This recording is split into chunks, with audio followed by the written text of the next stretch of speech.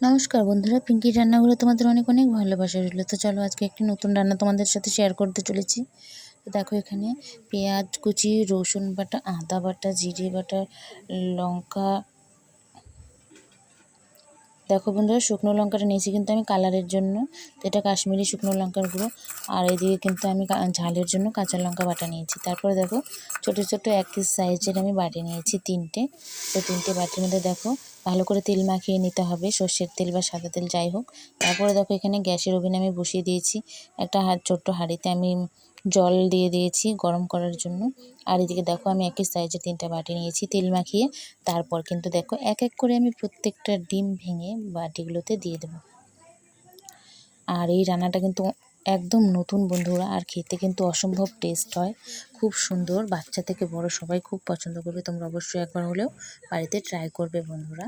আর ভালো লাগলে আমার চ্যানেলটি সাবস্ক্রাইব করবে তার নতুন নতুন রান্না পাওয়ার জন্য।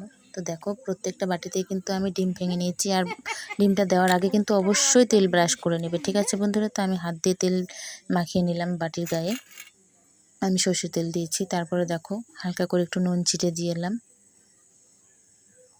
হালকা করে একটু নুনের ছিটে দিলাম। তারপরে একটু করে লঙ্কার গুঁড়ো আর হলুদের গুঁড়ো সব কিন্তু সামান্য পরিমাণে একটু একটু একটু করে দিয়ে দিতে হবে।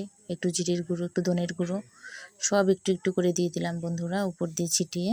তো এতে কিন্তু খাবারের টেস্টটা আরও সুন্দর হবে, ডিমটা যখন ভাপা হবে দেখতেও সুন্দর লাগবে। তারপর দেখো স্ট্যান্ড বসিয়ে দিলাম সেই জলটার উপর, মানে স্ট্যান্ডের উপরে যেন জলটা না উঠে যায় সেই পরিমাণ জল দিতে হবে। তারপরে বন্ধুরা দেখো প্রত্যেকটা বাটি কিন্তু আমি বসিয়ে দিলাম ভালো মতন। বসিয়ে দেওয়ার পর আমি কিন্তু একটা থাল দিয়ে এখন চাপা দিয়ে দিলাম। থাল দিয়ে কিন্তু মাত্র 5 মিনিট রাখতে হবে বন্ধুরা। 5 মিনিট পর দেখো আমার এত সুন্দর ভাপা হয়ে গেছে। দেখো বন্ধুরা কি সুন্দর হয়েছে, তোমাদের আমি ধরে দেখাচ্ছি, একটু না হলে বিশ্বাস করবে না। এই দেখো আমি আঙ্গুল দিয়ে জোরে জোরে টিপে টিপে তোমাদের দেখাচ্ছি। দেখো একটু আমার আঙ্গুলটা ভিতরে ঢুকে যাচ্ছে না। দেখো বন্ধুরা দেখো কতটা শক্ত হয়ে গেছে, দেখো আমি কত জোরে টিপছিলাম। তো দেখো আঙ্গুলটা আমি কত জোরে যেতে ঢুকিয়ে দিলাম, কিন্তু একটুও কিন্তু আঙ্গুলটা আমার ভিতরে ঢুকলো না। 5 মিনিট শুধু ভাপে রাখতে হবে বন্ধুরা। তো তাহলেই দেখো এত সুন্দর আমার ভাপানো হয়ে গেছে। আর যেহেতু তেল লাগানো আছে তুলতে কিন্তু কোনো অসুবিধা হবে না। সাইড থেকে যদি ছুরি বা চাকু দিয়ে একটু করো, সাইডটা একটু করে দাও, তাহলে অনায়াসেই কিন্তু ডিমটা উঠে যাবে বাটির থেকে। তো অবশ্যই তোমরা এই রেসিপিটা একবার হলেও ট্রাই করো, ঠিক আছে বন্ধুরা। তো তারপর দেখো আমি তুলে নিলাম। দেখো বন্ধুরা কত সুন্দর উঠে গেল, আমি একটা হাতার সাহায্যে তুলে নিলাম। তো দেখো কত সুন্দর উঠে গেল, এত সুন্দরভাবে উঠে গেল প্রত্যেকটা ডিম। তো দেখেছো বন্ধুরা। তারপর কড়াই বসিয়ে দিলাম, আর কড়াইতে কিন্তু সাদা তেল দিলাম না বন্ধুরা, আমি কিন্তু সর্ষের তেলই ব্যবহার করলাম গোটা রান্নাটায়, সাদা তেল দিইনি। তো তোমরা যে তেল খাবারে ব্যবহার করে সেটা দিয়ে রান্না করতে পারো। দেখো আমি এখানে গোটা জিরে, তারপর পেঁয়াজ কুচি, একটা শুকনো লঙ্কা দিয়ে দিলাম। দিয়ে দেওয়ার পর ভালো করে কিন্তু এটাকে নেড়ে চেড়ে লাল করতে হবে বন্ধুরা। তো তারপর এদিকে দেখো যতগুলো আমি মশলা নিয়েছিলাম সবগুলো মশলা একসাথে কিন্তু এখানে একটু করে মাখিয়ে নেব একদম পুরো। আমি যতটা লাগবে আমার লবণ, হলুদ, লঙ্কা সব কিন্তু আমি এক জায়গায় দিয়ে দিয়েছি। এবার ভালো করে জলের সাথে মিশিয়ে আমি কিন্তু এটা পেস্টটা, দেখো আমার পেঁয়াজটা যে ভাজা হয়ে গেছে সেখানে কিন্তু আমি ঢেলে দিলাম। ঢেলে দেওয়ার পর দেখো মানে এভাবে দিলে কি হয়, মশলাটা খুব সুন্দর মেখে যায়।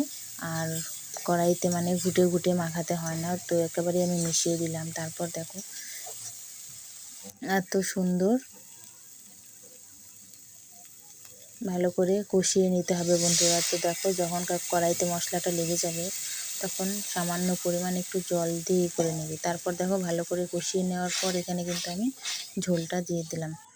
তো আর যখনই বন্ধুরা মশলাটা কড়াইতে লেগে যাবে তখন কিন্তু সামান্য তোমরা একটু জল দিয়ে দেবে, তাহলে দেখবে মশলাটা খুব সুন্দর মানে কষানো হবে। তারপর দেখো এদিকে আমার ঝোলটা কিন্তু ফুটে গেছে, আর আমি কিন্তু গরম মশলার গুঁড়োটা দিয়ে দিলাম, কারণ ডিমটা দেওয়ার পর জোরে ঘাটাঘাটি করলে ডিমটা ভেঙে যাবে, সেই জন্য কিন্তু আমি গরম মশলার গুঁড়োটা আগে দিয়ে দিলাম। দিয়ে দেওয়ার পর আমি কিন্তু এক এক করে ডিমটা ছেড়ে দিলাম। আর দেখো এই ডিমটা কিন্তু একদম পুরো সাদা, কারণ আমার ছোট মেয়ে ও কিন্তু মানে লঙ্কার গুঁড়ো টুড়ো দিয়েছি তিনটেতে, আর আমি এটার মধ্যে দিলাম না, কারণ ও বলেছে মা একটা ডিম আমারটা কিন্তু কোনো দেবে না লঙ্কার গুঁড়ো, সেই জন্য ওরটা কিন্তু লাস্টে করেছি। আর ওরটা একদম সাদা দেখতে পাচ্ছ বন্ধুরা। আর আমাদেরটা উপর দিয়ে আমি মশলা টশলা দিয়ে দিয়েছি। তারপর দেখো ঝোলটা ফুটে যাওয়ার পর কত সুন্দর হয়েছে গ্রেভিটা, দেখতে পাচ্ছ বন্ধুরা।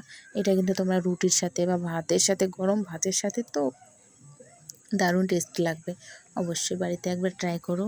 আর নতুন নতুন রান্না পাওয়ার জন্য আমার চ্যানেলটা সাবস্ক্রাইব করে রেখো বন্ধুরা। আর দেখো এত সুন্দর হয়েছে ডিমগুলো, কি বলবো, দেখতে অসাধারণ লাগছে, খেতেও কিন্তু অসাধারণ হয়েছে বন্ধুরা। তোমরা অবশ্যই বাড়িতে ট্রাই করো ভালো লাগলে। আর আমার চ্যানেলটি সাবস্ক্রাইব করে রেখো নতুন নতুন রান্না পাওয়ার জন্য। Tata bye bye. আর আজকের ভিডিওটা কিন্তু এই পর্যন্তই থাকছে। এরপর কিন্তু নিয়ে আসবো নতুন একটি রান্নার সাথে। ঠিক আছে বন্ধু। আর দেখো, দেখতেই বুঝতে পারছো তোমরা গ্রেভিটা এত সুন্দর হয়েছে, আর কালারটাও তো বলার মতন না, যে